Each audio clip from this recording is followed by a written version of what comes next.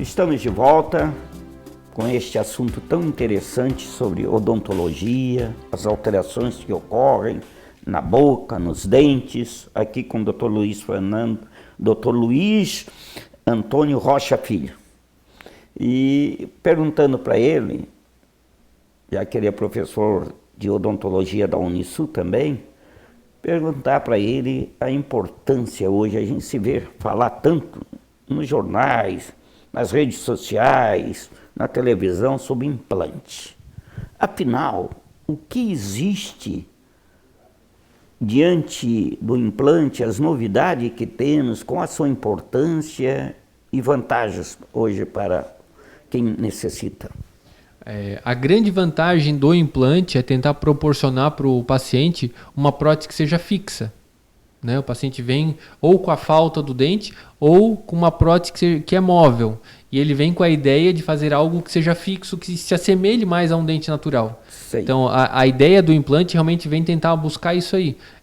Brånemark, quem descobriu a questão do titânio se juntar ao osso e tudo mais, quando ele descobriu isso, ele criou uma técnica para pacientes que não tinham dentes nenhum embaixo, né? Pacientes sedentos usavam uma prótese total embaixo, que é uma prótese extremamente difícil de usar, uma prótese que realmente não para na boca, uma prótese que machuca as pessoas, que as pessoas têm um desconforto extremo de usar. Eu brinco com meus pacientes que só consegue usar uma prótese dessa quem já tem lá seus 70, 80 anos e ganhou ela com 14 anos de idade. Né? Aí já deu tempo para acostumar, né? Todos esses já 60 anos, né? Já deu. Ela samba ali dentro, mas não cai. Mas com 60 anos já deu para entender como é que ela se comporta. Então ele criou uma técnica da colocação de 4 implantes para esse tipo de prótese. E a partir daí se viu que uma prótese fixa ajudou muito as pessoas. As pessoas conseguiram realmente voltar a mastigar, voltar a falar melhor, voltar a socializar. E com a evolução dos implantes começou a evoluir o formato dos pinos de titânio, os tratamentos em cima das superfícies dele, os diâmetros, os tamanhos, as alturas. E para cada paciente a gente consegue fazer um diagnóstico através de exames de radiografias e de tomografias e ver qual é o melhor implante com o melhor formato, com a melhor técnica para aquele caso. Se vai precisar de enxerto ósseo, se não vai, se tem necessidade de fazer mais algum tipo de procedimento para que o implante tenha sucesso. O implante ele só vai ter sucesso se tiver osso para a gente colocar. Não tem como a gente colocar o implante na gengiva. Porque tem pessoas que não têm essa condição, né? Tem paciente que não tem osso. Ele perdeu a condição óssea. No nosso corpo, tudo que não é utilizado, ele é reabsorvido. Se a gente engessar um braço, ele vai emagrecer, ele vai afinar. Né? Quando a gente perde um dente, toda aquela estrutura óssea, aquele osso alveolar que tem em cima da maxila ou em cima da mandíbula, ele vai ser reabsorvido, vai sumir. Vai né? sumir. Uma questão de 2, 3 anos. E na mandíbula a mesma coisa? Mesma coisa. Com a mandíbula, com o tempo também vai perder. Vai perder. Vai afinando. Vai diminuindo. O que não é utilizado é absorvido pelo nosso corpo. A gente não tem para onde fugir. A partir do momento que não tem mais uma condição óssea para a gente colocar, um exemplo assim, na região da mandíbula passa o canal mandibular. Pois é. Esse canal mandibular, ele tem ele sobra uma distância muito mínima para a gente poder estar colocando o implante, onde cria uma dificuldade muito grande para a gente reconstruir o osso naquela região. Porque ali passa o nervo, né? Passa um nervo nessa região. Passa o nervo. E aí esse nervo ele come no mínimo metade da altura da mandíbula. Por isso que muitas vezes a dificuldade quem não tem dificuldade de colocar osso, de pegar nesse canal e dar e criar problemas. Problema para o paciente. Problema de parestesia, de paciente parar de sentir a mandíbula, ter um pouquinho de falta de sensibilidade naquela região.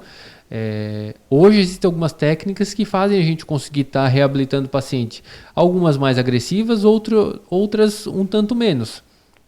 Cabe aí um diagnóstico para a gente ver se vale a pena investir um pouco mais, em estar mexendo um pouco mais para se conseguir reabilitar ou não, né? Existem implantes hoje extremamente curtos, de 5 milímetros de altura, né? 5 milímetros? 5 milímetros, é meio centímetro, é um bujãozinho, extremamente pequenininho. Ah, é? Né? Para colocar nessas regiões onde tem uma atresia muito grande. Como existem implantes mais longos, o implante ele vai variar mais ou menos de 5, 6 milímetros de altura até 17 milímetros de altura. Né?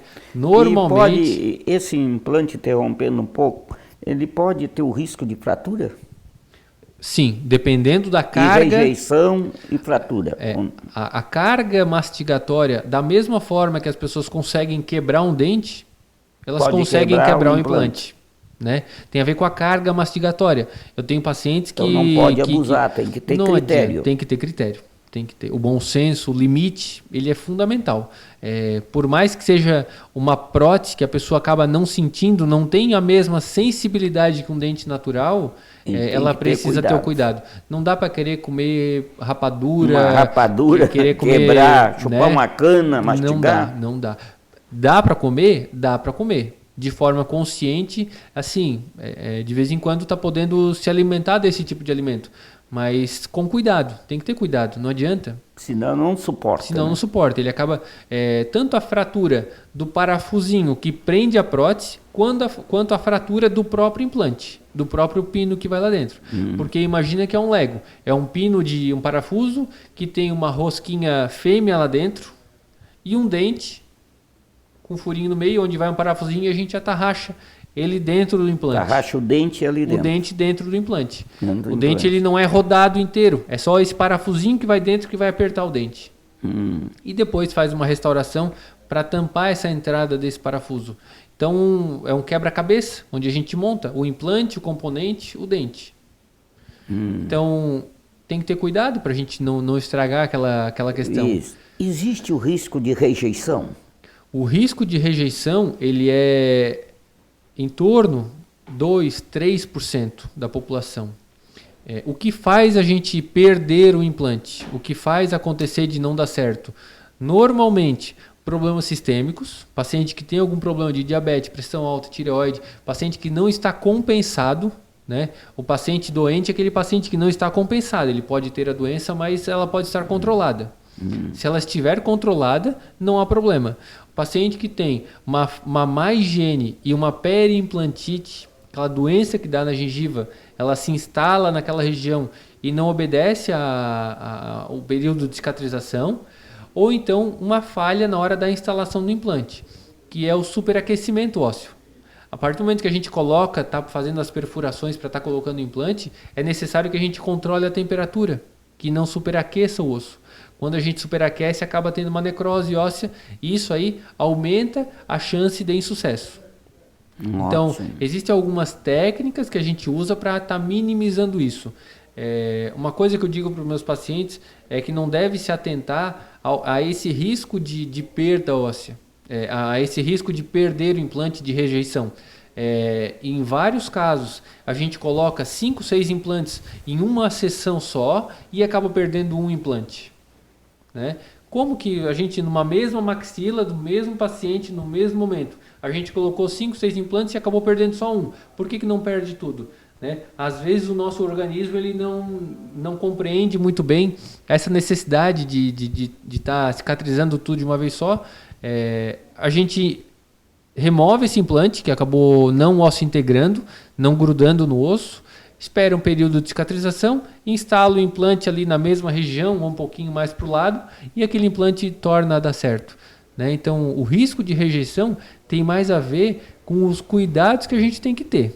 E não eu tenho problema, ou eu tenho uma predisposição, na minha família tem. A gente deve se atentar mais, eu estou escovando bem, estou cuidando bem. Uma outra coisa. E o tempo de implantação do implante, o tempo que leva. Por exemplo, eu vejo de vez em quando propaganda implante em um dia, já saia com o seu dente implantado. Que história é essa? Assim, o que se passa? Existem técnicas diferentes ou são condições diferentes? Assim? Existem indicações. Diferentes. Né? Existem indicações diferentes. O nome dessa técnica é carga imediata, onde a gente instala, um exemplo, uma fratura, um paciente ali de 20 anos de idade. Imagina uma moça, modelo, bateu, caiu, fraturou o dente, não tem mais condição de repor aquele dente, a gente extrai essa raiz, coloca um implante e vai deixá-la sem o dente? Não tem como deixá-la sem o dente. Então, imediatamente, em cima daquele implante, se a gente conseguir um torque mínimo, imagina que a gente fez uma perfuração e está instalando um implante em forma de parafuso, e na hora que a gente chega no final de torcer, a gente consegue ter um travamento mínimo, né? Que é no mínimo 45 newtons de força. É uma força relativamente pesada, onde a gente consegue um travamento desse implante. A partir do momento que a gente tem essas condições de não ter doença, ter um travamento mínimo, ter uma gengiva de certa forma aceitável para estar fazendo a técnica em cima da carga imediata, a gente consegue imediatamente colocar uma prótese provisória. Imediatamente se coloca uma prótese provisória. Por que se coloca uma prótese provisória? É natural aquela gengiva, por causa dessa agressão, tanto da fratura quanto de a gente ter mexido, ela vai se remodelar, ela vai inchar um pouco, depois ela vai murchar um pouco. E o nosso dente feito de forma provisória ali, ele vai esteticamente, depois de pelo menos 60 dias, aquela gengiva ela já não vai estar bem naquela posição que a gente colocou o nosso dente provisório. Então depois a gente volta e faz o dente definitivo. Isso seria a carga imediata. Colocar imediatamente após a cirurgia. A técnica preconiza em até 72 horas colocar um dente em cima da prótese.